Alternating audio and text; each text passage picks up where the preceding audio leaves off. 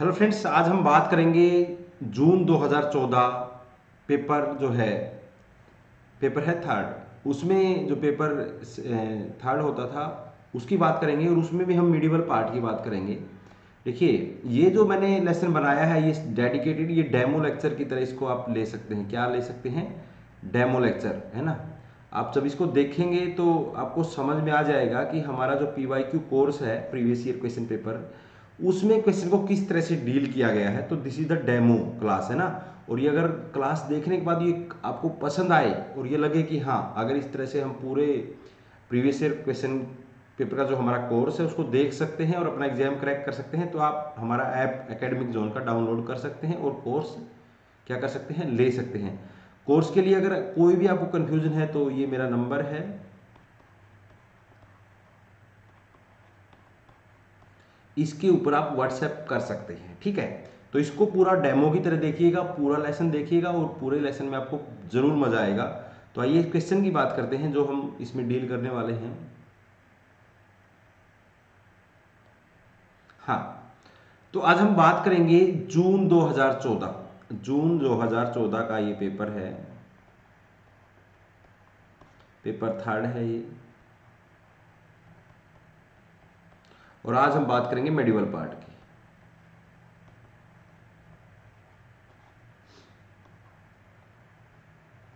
ठीक है, तो पहला क्वेश्चन देखिए। पहला क्वेश्चन है कि अपने निम्नलिखित में से कौन सा सही है। ठीक है, तो अपने भवनों के निर्माण में तुर्क सुल्तानों ने मेहराब व गुंबदों का भरपूर प्रयोग किया। इसमें कोई डाउट नहीं कि जो इस्लामिक स्थापत्य शैली थी, इस्लामिक स्थापत्य शैली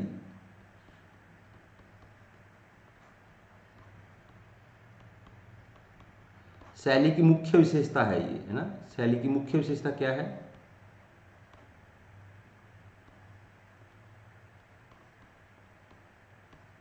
गुंबद व मेहराब।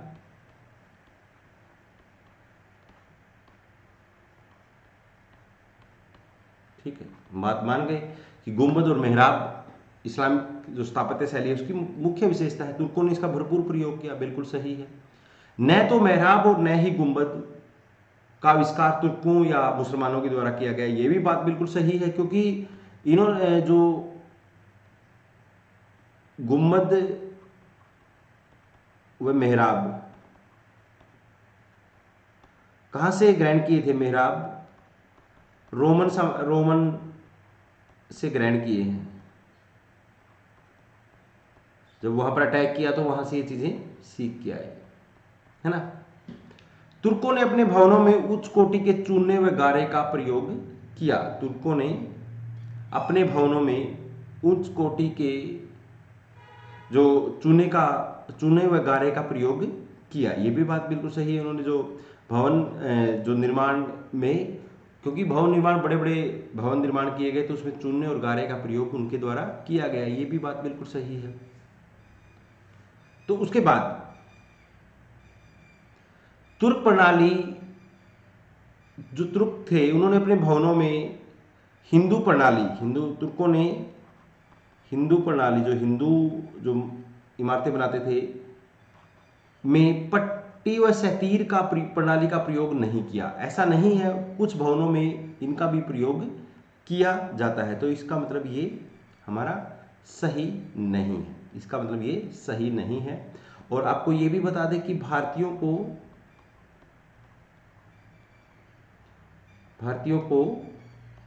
गुंबद व मेहराब के बारे में प्राचीन काल से ही पता था, के बारे में प्राचीन काल से पता था,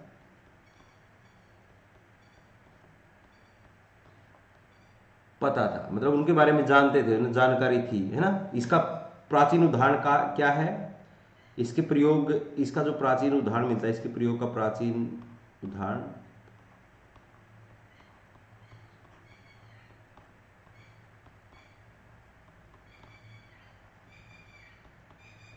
गुप्त काल में बने कौन सा मंदिर है? गुप्त काल में जो मंदिर बना थे, भीतरगांव मंदिर में मिलता है। भीतरगांव मंदिर में मिलता है। ठीक है, भीतरगांव मंदिर में गुंबद और मेहराब की हमें यूज का अवश्य वहाँ से क्या कहते हैं जानकारी मिलती है। ठीक है, और अगर हम बात करें भारत में जो भारत में तुर्कों के आने से जिस स्थापत्य शैली का विकास हुआ,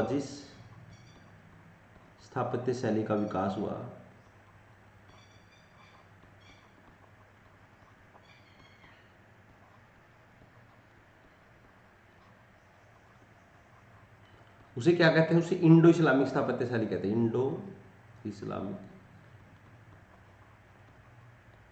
स्थापत्य शैली,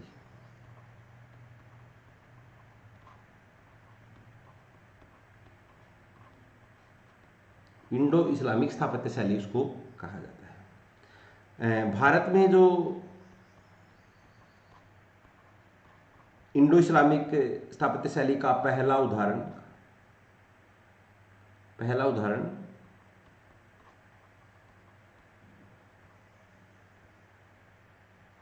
क्या था? कुव्वत उल इस्लाम मस्जिद।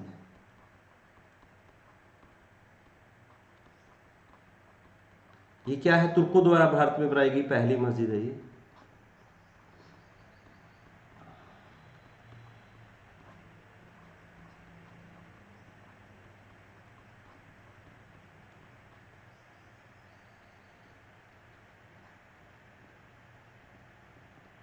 ठीक है, तुर्कों द्वारा भारत में बनाई गई पहली मस्जिद है ये। ठीक है, उसके बाद और कुछ जानकारी हमें स्थापत्य के ऊपर ही लेनी है। तो भारत में पहला ट्रू मेहराब कहाँ बनता है? पहला ट्रू मेहराब का प्रयोग, सच्चा जो मेहराब है, आर्च है, ट्रू आर्च, इसको आर्च भी कह सकते हैं। कहाँ पर है इसका प्रयोग? बलबन के मकबरे में।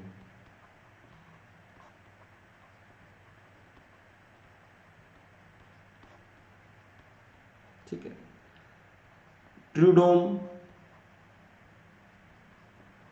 ट्रूडोम का पहला प्रयोग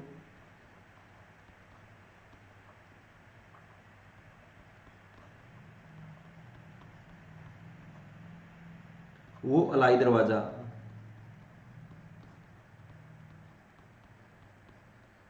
ठीक है, वो है किसमें? अलाई दरवाजे में। घोड़े की नाल का मेहराब,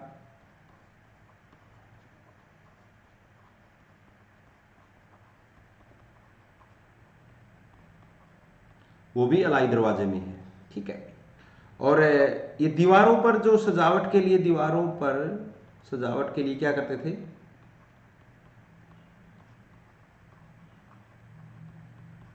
कुरान की आयतें लिखते थे ना, कुरान की आयतें अंकित करते थे।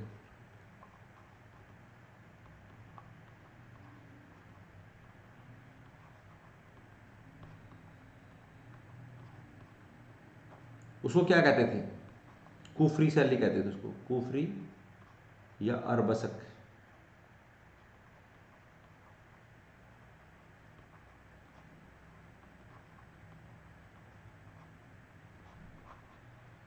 कुफरी या अरबसक शैली उसको कहा जाता था। ये दैट्स द पॉइंट, आपको सारी इन चीजों का पता होना चाहिए। ठीक है, तो हमारा उत्तर हमने देखना है कि बाकी तीन सही हैं, 1, 2 और 3 ये बात सही है, केवल ये 4 को, ये 4 वाला सही नहीं है। तो इसका मतलब 1, 2, 3 उत्तर हमारा ये है। ठीक है, उत्तर पे हमें कुछ नहीं लेना है, हमें एक्सप्लेनेशन पे लेना है ज़्यादातर। अपने साथ में नोट्स बनाते रहें। दिल्ली सल्तनत में मुगल कालीन कृषि व्यवस्था से संबंधित निम्न कथनों पर विचार कीजिए। बिल्कुल करेंगे, विचार अभी कर देते हैं। अलाउद्दीन खिलजी ने चराई और घरी नामक 2 कर लगाए। बिल्कुल, दोनों कर अलाउद्दीन खिलजी ने, घरी और चरी कर अलाउद्दीन खिलजी ने लगाए थे। ठीक है, मोहम्मद बिन तुगलक ने अनेक अबवाब लगाए। बिल्कुल, उन्होंने अनेक अबवाब लगाए जिन्हें फिरोज शाह ने हटाया ना, फिरोज शाह ने 24 प्रकार के अबवाबों को हटाया था ना, 24 प्रकार के अबवाब होता है अतिरिक्त कर, 24 प्रकार के अबवाबों को हटाया।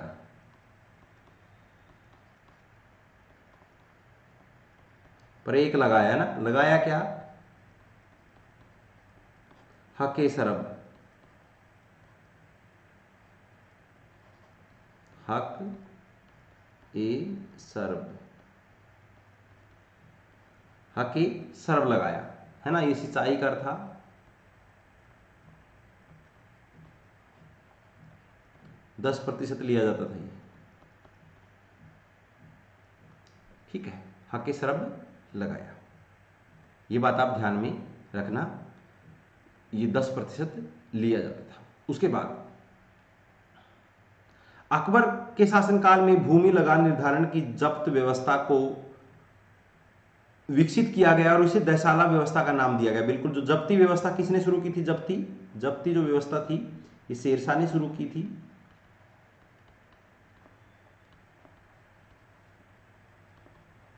है ना। इसको आगे इसमें सुधार करते हुए टोडरमल के सहयोग से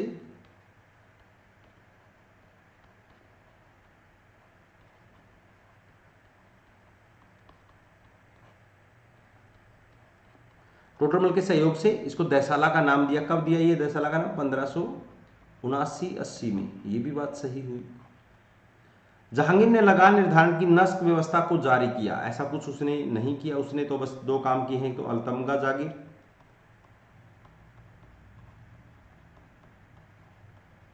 दूसरा था उनका दुअस्प और सीअस्प।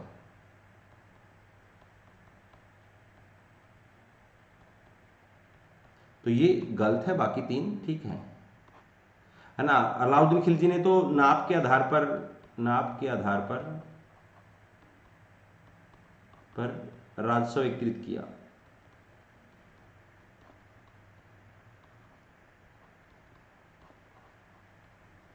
कितना खराज लिया? खराज के रूप में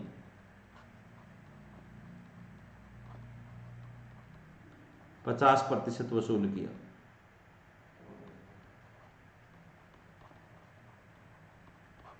ठीक है, इसको क्या बोलते हैं?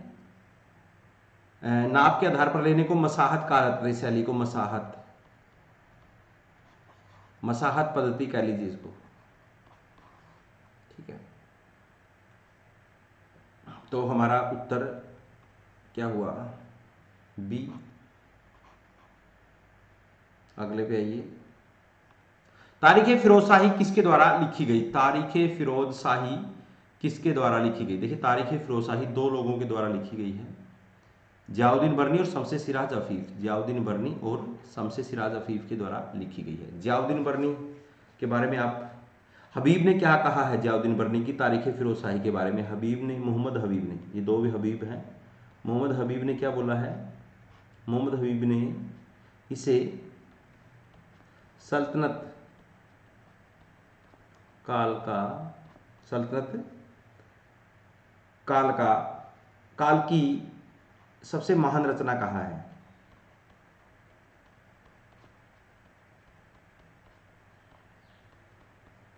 सल्तनत काल की सबसे महान रचना कहा है। ये कहाँ से लिखी गई? ये उस बिंदु से स्टार्ट होती है, उस बिंदु से शुरू होती है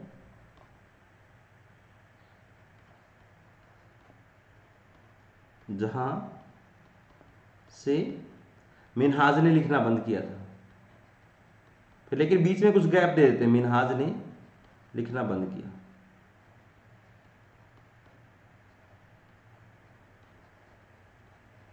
मिनहाज ने तो बंद कर दिया था 1200, कब कर दिया था? 1260 में ही लिखना उसने बंद कर दिया था, और इसने कब 1265 से लिखना शुरू किया। बीच का जो गैप है वो इसामी की पुस्तक में मिलता है।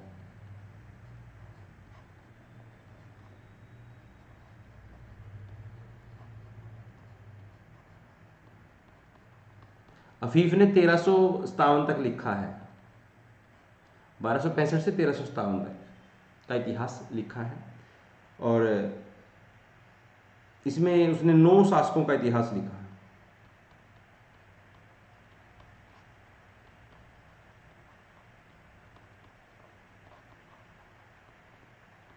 ठीक है, कितने 9 शासकों का उसने इतिहास लिखा था। और जलालुद्दीन बर्नी ने बलबन को खुफिया कातिल कहा, बलबन को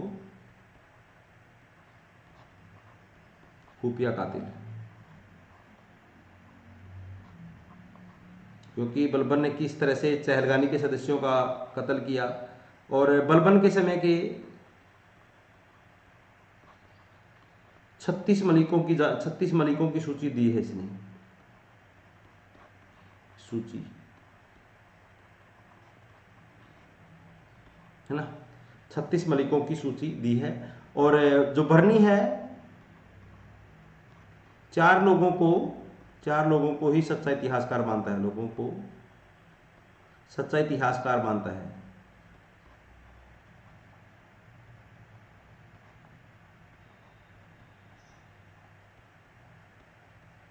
मानता था। वो कौन है 4? हसन निजामी,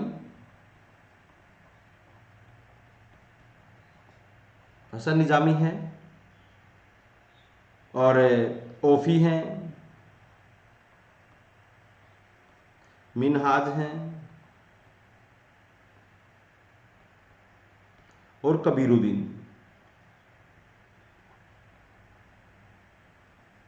साकी, ये 4 लोगों को ही वो क्या मानता है, सच्चे इतिहासकार मानता है। ठीक है, और इसने एमबीटी को क्या कहा, एमबीटी ने मोहम्मद बिन तुगलक, एमबीटी को नाकाम परियोजनाओं का करता धरता,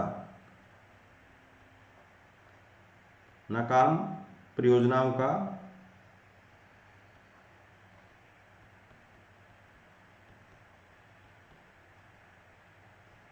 करता धरता,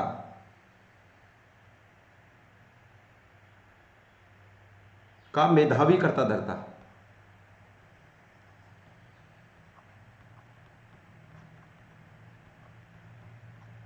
ठीक है, ये बात कही है। अब ये तो जलालुद्दीन बर्नी के बारे में था। अफीफ के बारे में, अफीफ जो है आम लोगों का इतिहास लिखने वाला एकमात्र इतिहासकार है, मध्यकाल का एकमात्र इतिहासकार,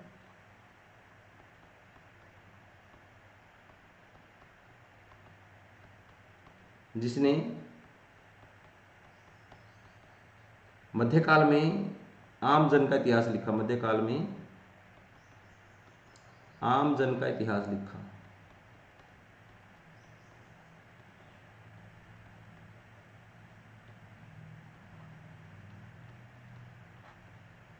ठीक है, मध्यकाल में आम जन का इतिहास लिखने वाला ये था।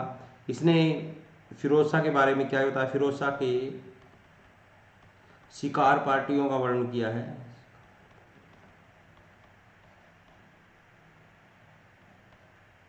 शिकार पार्टियों का वर्णन किया है इसने, कैसे शिकार पार्टी होती थी, है ना।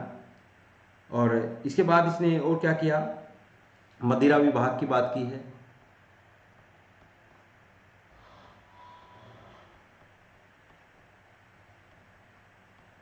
ना, मदिरा विभाग की स्थापना किसने की थी, फिरोज शाह तुगलक ने की थी, ये भी बात ये बताता है ना। फिरोज शाह तुगलक ने मदिरा विभाग की स्थापना की थी। इसने एक बात ईरानी परंपरा का जिक्र किया है, ईरानी परंपरा, परंपरा क्या थी का जिक्र किया है, जिसके अनुसार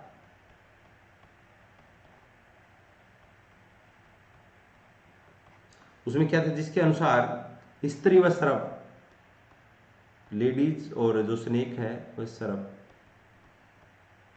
ये क्या है, भयानक जीव हैं,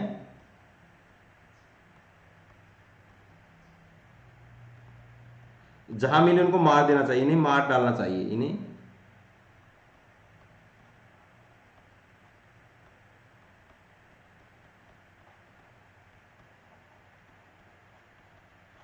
इन्हें क्या करना चाहिए, मार डालना चाहिए। ये बात इसने बोली है। तो ये था हमारा क्वेश्चन, ये हमारा उत्तर। ठीक है, तो अगले एक एक को लिखिए अच्छे से।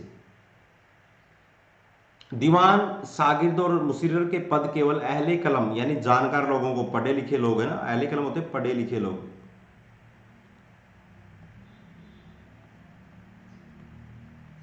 लोगों को ही दिए जाने चाहिए, है ना।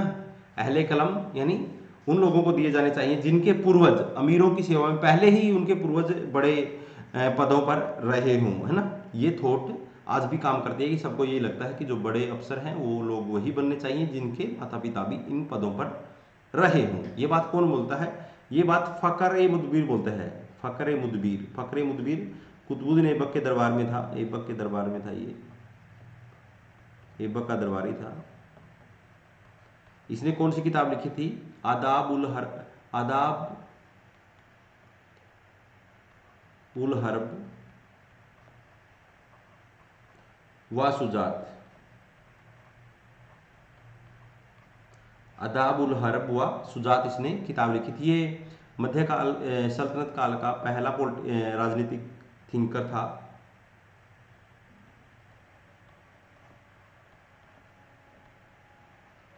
पहला राजनीतिक चिंतक, चिंतक कह लीजिए इसको ना, चिंतन करने वाला, ठीक है। ये बात इसके बारे में है। इसके बाद मिनहाज ने कौन सी लिखी? तबकाते नासरी लिखी।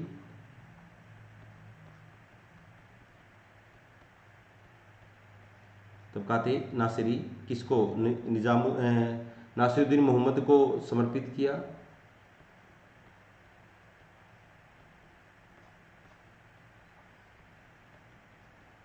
ठीक है, नासिरुद्दीन मोहम्मद को समर्पित ये किताब किया। जियाउद्दीन बर्नी ने फतवाए जहानदारी,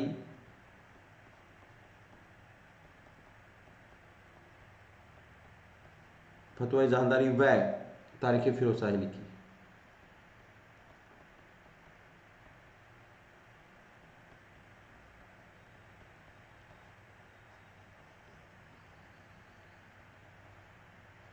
ठीक है ये। और सुल्तान फिरोज शाह तुगलक ने क्या लिखी थी? फुतवाते फिरोज शाही, फुतवाते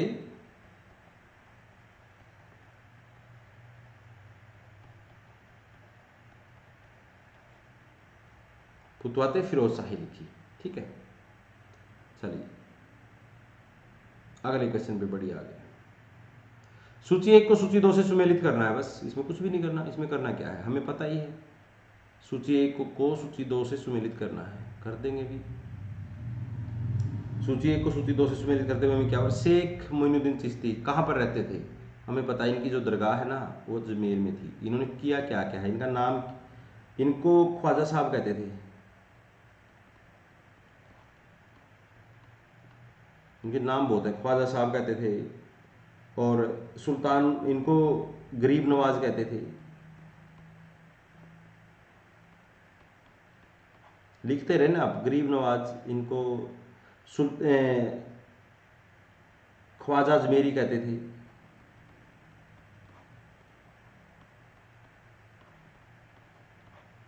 ख्वाजा अजमेरी कहते थे। सुल्तान उल हिंद की उपाधि थी इनकी, सुल्तान उल हिंद।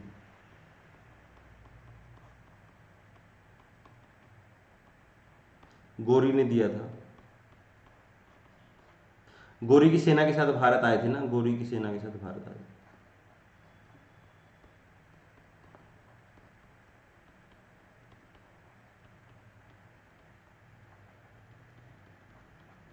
गोरी की सेना के साथ भारत आए थे ये। ठीक है, इसके बाद इन्होंने क्या किया, इनकी जो एक वो है कि मुनीस उल, आत्मकथा है इनकी उल अरवा, है ना। इनकी मुनीस उल अरवा में इनकी आत्मकथा है, वो किसने संकलित किया था? आत्मा, आत्मकथा है इनकी जहारा ने संकलित किया।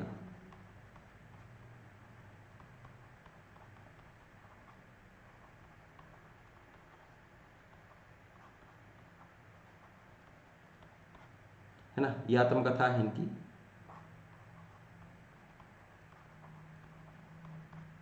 ठीक है, जहारा ने इसे संकलित किया था। ठीक है, बात समझ में आ गई होगी।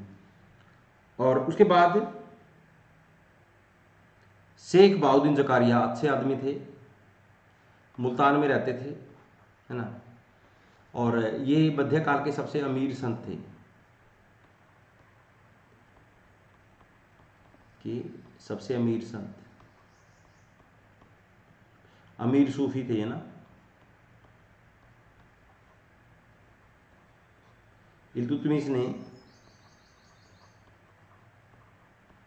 ने क्या दिया इनको, शेखुल इस्लाम की उपाधि दी, शेखुल इस्लाम।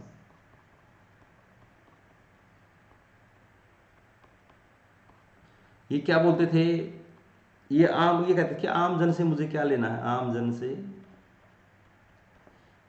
नहीं मिलते थे, ये बलबन की तरह थे। ठीक, आम जन से नहीं मिलते थे, ये वो बोल देते थे कि ना भाई मेरे को आम जन से क्या लेना। ये एक बात और बोलते थे, पैसे का बहुत लालची थे ना, अमीर थे तो पैसे का लालच बनता ही था। ये कहते थे कि धन धन हाथ में औषधि,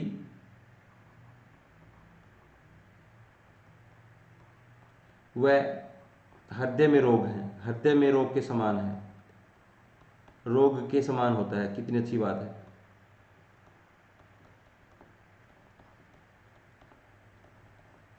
ठीक है, धन हाथ में औषधि और हृदय में रोग के समान होता है, बहाउद्दीन जकारिया ने कहा था। बहाउद्दीन जकारिया सूरावर्दी थे,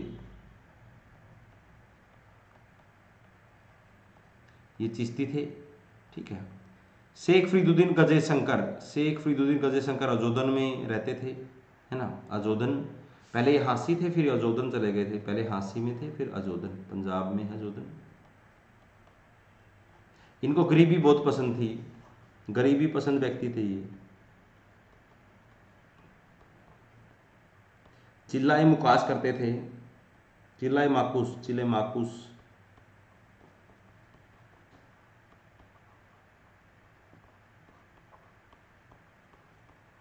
ये बलबन के दामाद थे, ये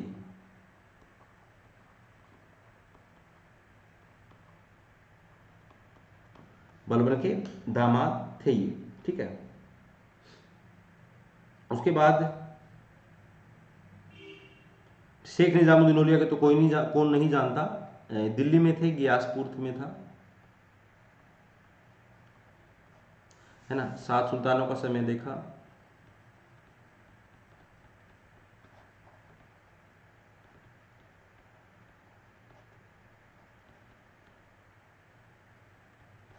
पर किसी के दरबार में नहीं गए।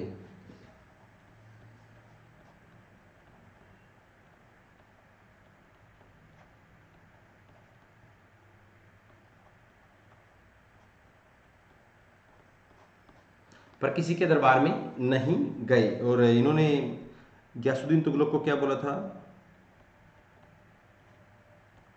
कहा था हनूज दिल्ली दुरुस्त, दिल्ली दुरुस्त।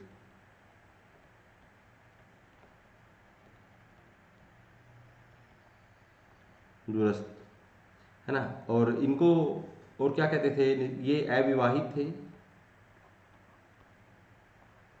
है ना, एकमात्र थे, अविवाहित संत थे ये। योग, इनको योगी सिद्ध भी कहते थे, योगी सिद्ध, योग करते थे, प्राणायाम बहुत अच्छा करते थे। सुल्तान उल मशेख भी कहते थे, सुल्तान उल मशेख।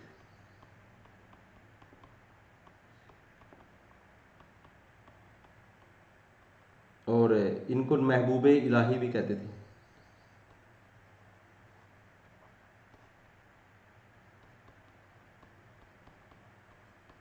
महबूबे इलाही भी कहा जाता था। तो इसका मतलब ये हुआ, पहले का ये है तो पहले का ये हमारा उत्तर होता है। कागजे खाम क्या था, कागजे खाम क्या था, व्हाट इज कागजे खाम। कागजे खाम क्या था, कागजे खाम एक द्विभाषी राजस्व अभिलेख था, जिसको शेरशाह ने शुरू किया था।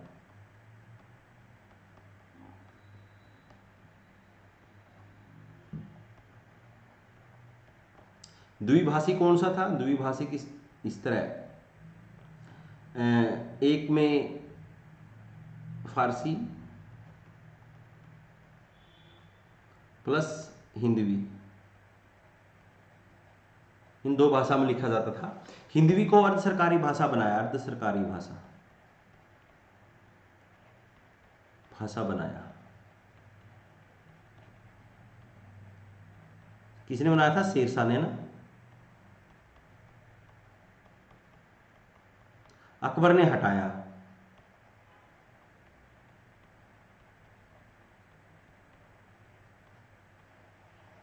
ठीक है, अर्ध सरकारी भाषा हिंदवी को किसने बनाया था? शेरशाह ने बनाया था। हिंदवी का सर्वप्रथम प्रयोग कौन करता है? हिंदवी का साहित्य में सर्वप्रथम प्रयोग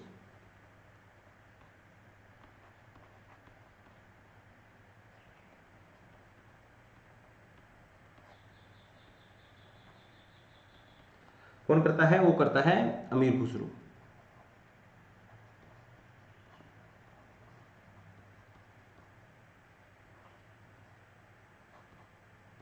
कौन करता है? अमीर खुसरो करता है। ठीक है, इस बात का ध्यान रखना कि अमीर खुसरो ने इसका सबसे पहले प्रयोग किया था। ठीक है, तो ये हमारा उत्तर बनता है। और जिस तरह से आपने उसका भी अशोक का पढ़ा होगा ना, कंधार अभिलेख था,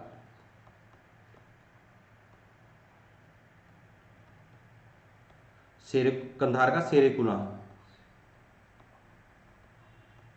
किस किस में था? वो अरमाइक और यूनानी में।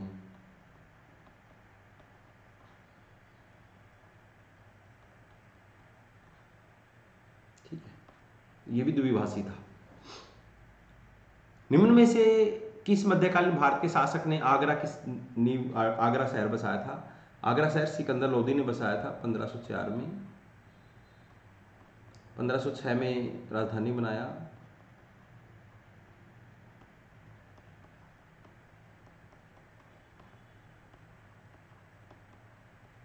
वहां पर बादलगढ़ का किला बनाया था इसने, बादलगढ़ का।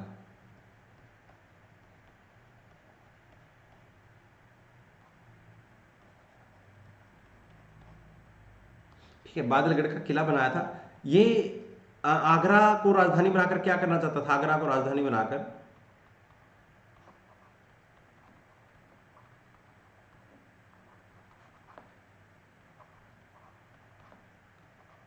राजपूतों को कंट्रोल करना चाहता था, राजपूतों को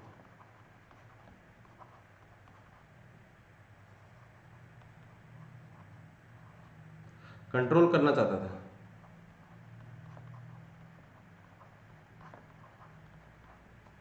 आगरा को राजपूतों को कंट्रोल करना चाहता था, इसलिए राजधानी बनाया था। फिरोज शाह तुगलक ने क्या बसाया? फिरोज शाह तुगलक ने बसाया जौनपुर। जोना खां के नाम पे, इसका भाई था जोना खां, मोहम्मद बिन तुगलक।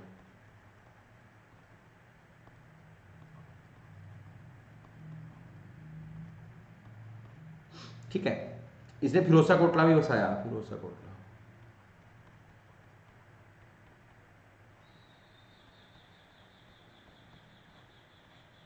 फिरोजा कोटला भी इसने बसाया था। शेरशाह सूरी ने पुराना किला बनाया। अकबर ने फतेहपुर सीकरी बसाई थी।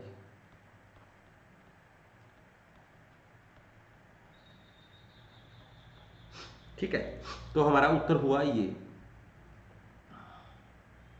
बहमनी शासक के बारे में बताना है कि क्या सही है क्या सही नहीं है। बहमनी शासक फिरोज शाह को उसकी सूफी संत गेसुद राज के साथ सहचर्य के कारण उसको वली कहा जाता है। ना ना ना ना ना, ये तो बिल्कुल है, उसका तो बनती नहीं थी किसी के साथ। वली तो अहमद शाह प्रथम को कहा जाता था।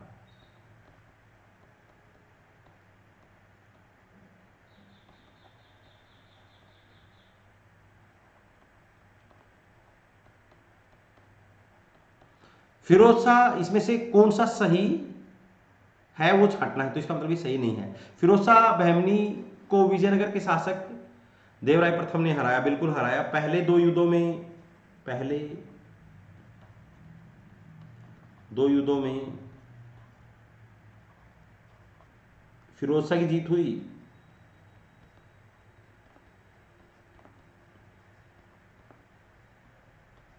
है ना, देवराय प्रथम को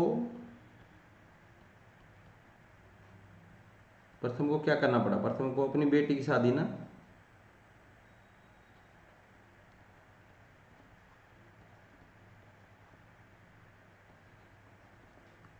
अपनी बेटी की शादी फिरोज शाह के साथ करनी पड़ी ना, समझौते में।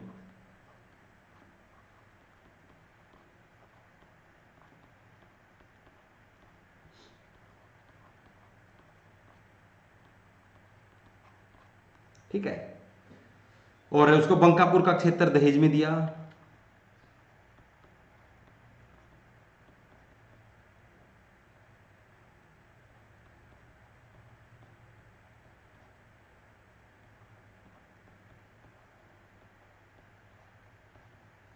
बंकापुर का क्षेत्र दहेज में दिया था। ठीक है, बात सही है। अहमद शाह बहमनी ने अपनी राजधानी, अहमद शाह प्रथम ने अपनी राजधानी गुलबर्गा से बिदर की थी, बिदर 1425 में। अहमद शाह बहमनी ने खगोल शास्त्र फिरोज शाह ने बनाई थी, और फिरोज शाह ने कहां पर? फिरोजाबाद में। फिरोजाबाद बसाया इसने भीमा नदी के किनारे।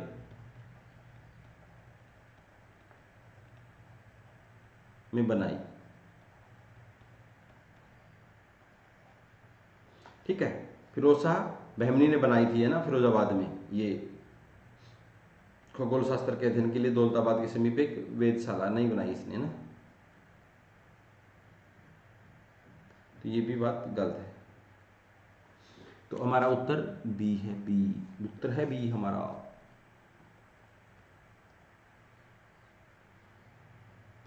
निम्न में से कौन सा कथन सही नहीं है? कौन सा कथन सही नहीं है? गुरु नानक अफगानों द्वारा स्थापित राजनीतिक प्रशासनिक व्यवस्था से विशेषतः पंजाब में पूर्णतः परिचित थे। बिल्कुल थे, वो तो पूरी जानकारी रखते थे, उन्होंने तो हर चीज़ के बारे में अच्छे से जानकारी प्राप्त की थी। 5 बार तो देश का उन्होंने भ्रमण किया था। ठीक है, ये बात सही है। उन्होंने बाबर की आक्रमणकारी सेना को पाप की इस बारात कही। हाँ, वो 1524 में बाबर की सेना से कहाँ मिले थे? बाबर की सेना से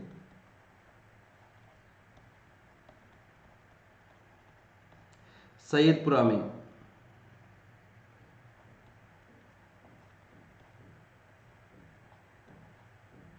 ठीक है, सैयदपुरा में 1524 में मिलते हैं।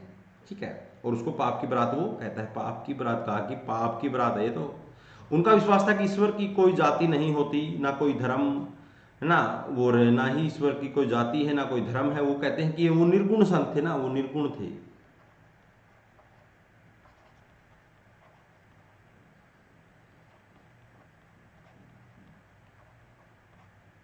क्या थे वो? निर्गुण संत थे।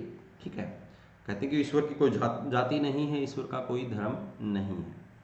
ठीक है, ये बात भी उनकी सही है, ये भी सही है। ब्राह्मणों और खत्री शोषणकारी व्यवस्था में भाग नहीं। अरे ये बात गलत है, ऐसा तो कोई ब्राह्मण खत्री नहीं है जो शोषण। सभी जातियों में ऐसे लोग होते हैं जो क्या करते हैं, इस तरह के पार्टिसिपेट करते हैं। तो ये बात सही नहीं है, तो हमारा आंसर डी होगा। ठीक है, और नानक ने क्या किया था? लंगर व्यवस्था की शुरुआत की थी। लंगर सूफियों से ग्रहण की उसने, ये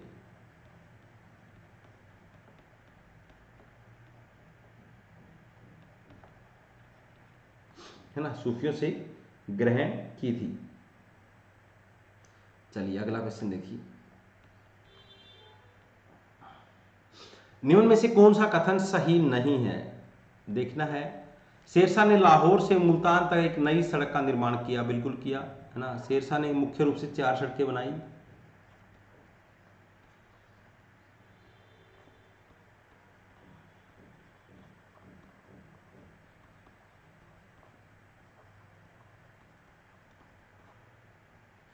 मुख्य रूप से 4 सड़कें बनाई थी। कहाँ कहाँ से? लाहौर से सोनार गांव, सोनार गांव से लाहौर लगा लो, गांव बंगाल में है, से लाहौर, ये जीटी रोड जो है ना, ये लाहौर सड़क बनाई। 1500 कोस की बोलते हैं इसको, 1500 कोस की थी ये, 1500 कोस की इसको बताया गया है ना। प्राचीन काल में इसे क्या कहते थे? प्राचीन काल इसको सड़क आजम कहा गया पहले तो। मध्यकाल में सड़क आजम, सड़क आजम,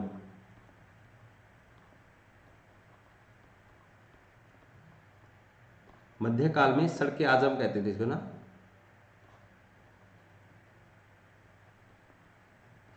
और आधुनिक काल में जीटी रोड,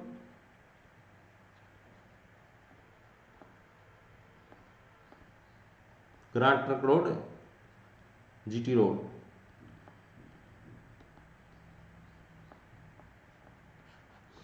आधुनिक काल में जीटी रोड इसको कहते थे, और प्राचीन काल में उत्तरा पथ मार्ग कहते थे। प्राचीन काल में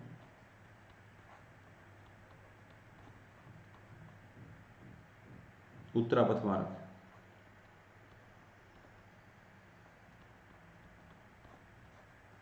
ठीक है, उत्तरा पथ मार्ग इसको कहा जाता था। ठीक है, ये इसका उसमें था। इसमें शेरशाह ने शेरशाह ने 1700 सरायों का निर्माण करवाया।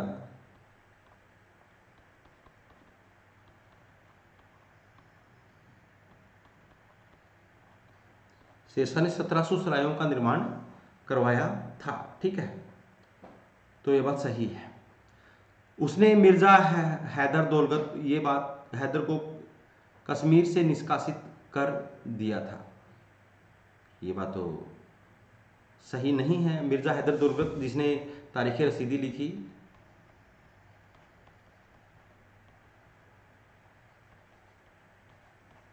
तो उसने नहीं इसको किया था, ये भी बात सही नहीं है। मारवाड़ विजय के बाद उसने गुजरात विजय की नहीं, मारवाड़ विजय 1544 किया था, और उसके बाद उसने कालिंजर विजय की, जो उसकी अंतिम विजय थी, जो उसकी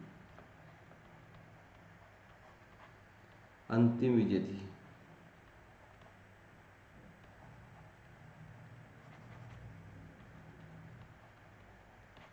जो उसकी क्या थी, अंतिम विजय थी, है ना, कालिंजर, तो 1545।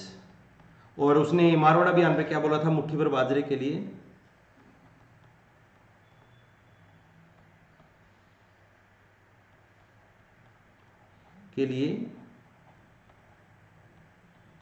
पूरे हिंदुस्तान का साम्राज्य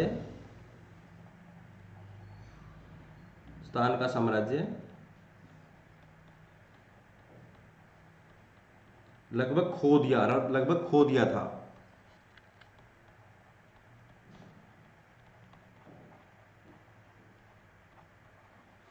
ठीक है, ये बात ठीक है, समझ आई। उसने दाग व चेहरा प्रथा को प्रारंभ किया। उसने दाग व चेहरा प्रथा को प्रारंभ किया था। दाग व चेहरा प्रथा को उसने प्रारंभ किया, तो ये बात भी सही नहीं है। तो उसने, यस बिल्कुल, उसने अलाउद्दीन खिलजी की तरह क्या किया था, अलाउद्दीन खिलजी की तरह दाग हुलिया शुरू किया था ना, दाग व हुलिया।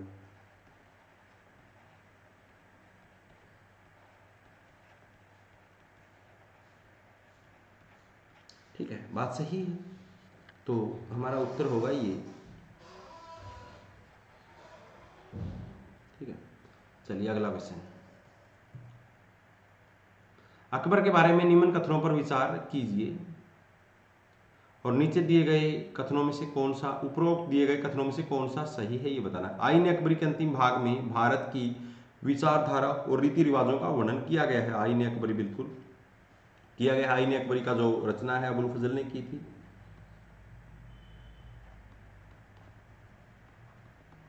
है ना। वो 5000 का मनसबदार था अकबर के दरबार में, 5000 का मनसबदार,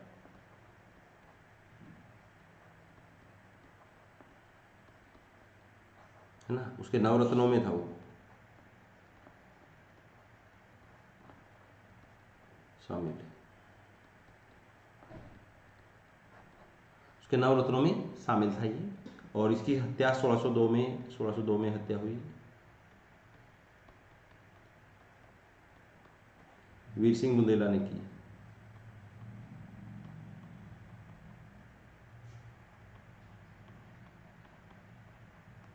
वीर सिंह बुंदेला के द्वारा इसकी हत्या की गई थी। ठीक है,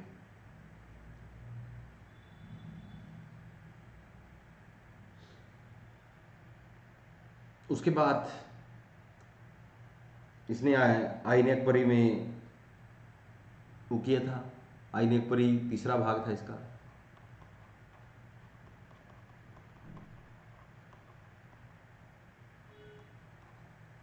आइन अकबरी तीसरा भाग था ना।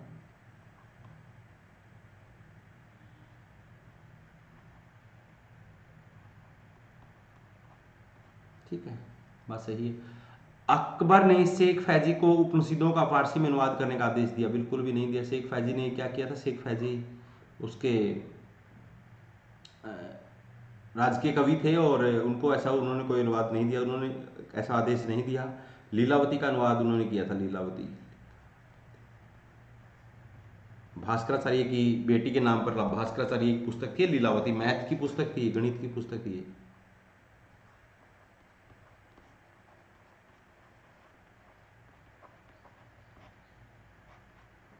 ठीक है, गणित की पुस्तक थी।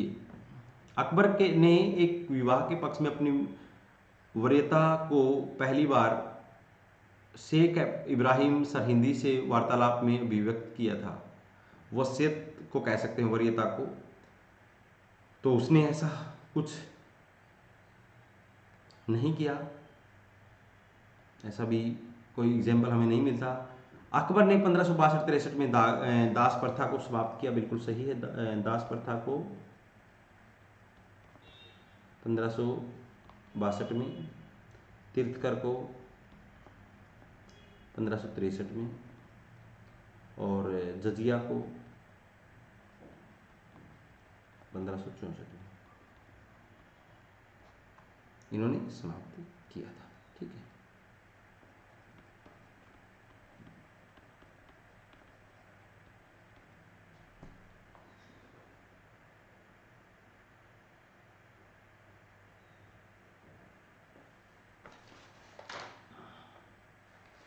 तो हमारे क्या क्या सही हुए? सही हुए अपनी दो चीजें, पहला और ये वाला। उत्तर आया अपना ये।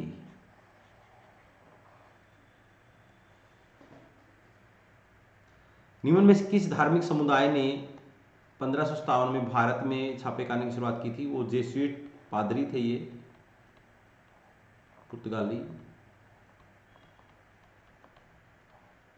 ना। भारत में कहाँ पर पुर्तगालियों ने? गोवा में ना,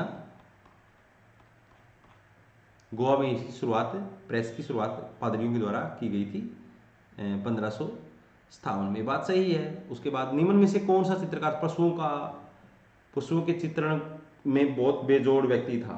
वो मंसूर था, जहांगीर के समय का है ये।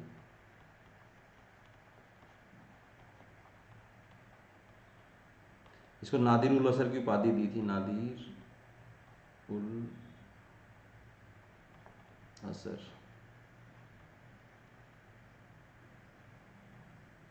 ठीक है, नादिर उल असर की उपाधि दिया था, है ना। इसने कश्मीर के फूलों के चित्र बनाए हैं, ये फूलों के चित्र।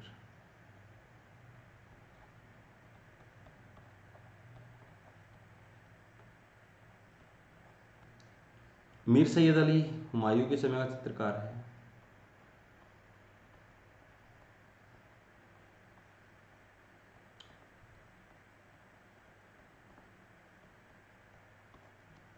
बसावन अकबर के समय का है।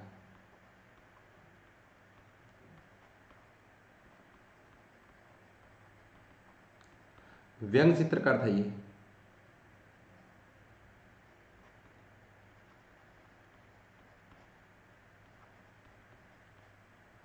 व्यंग चित्रकार, है ना।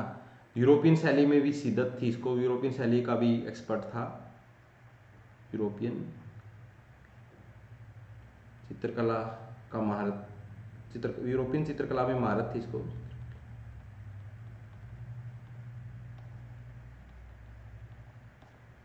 एक्सपर्ट था। अबुल हसन के तो आप जानते ही हैं, इसको नादिर उल जमा की उपाधि दी थी हुमायूं, उसने जहांगीर नादिर उल जमा। जहांगीर का सबसे सर्वप्रिय था ये, जहांगीर का सर्वप्रिय। और जहांगीर के स्वप्न का चित्र बनाया था।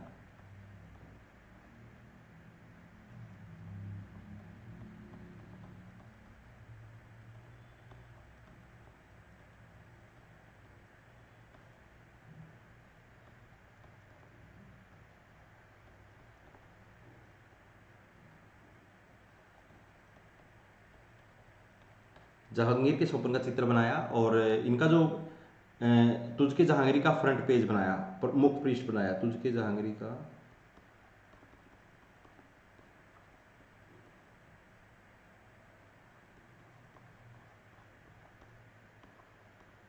मुख पृष्ठ।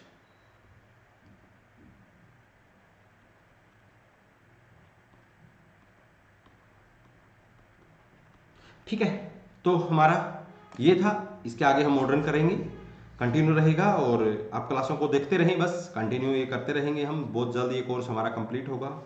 तो धन्यवाद।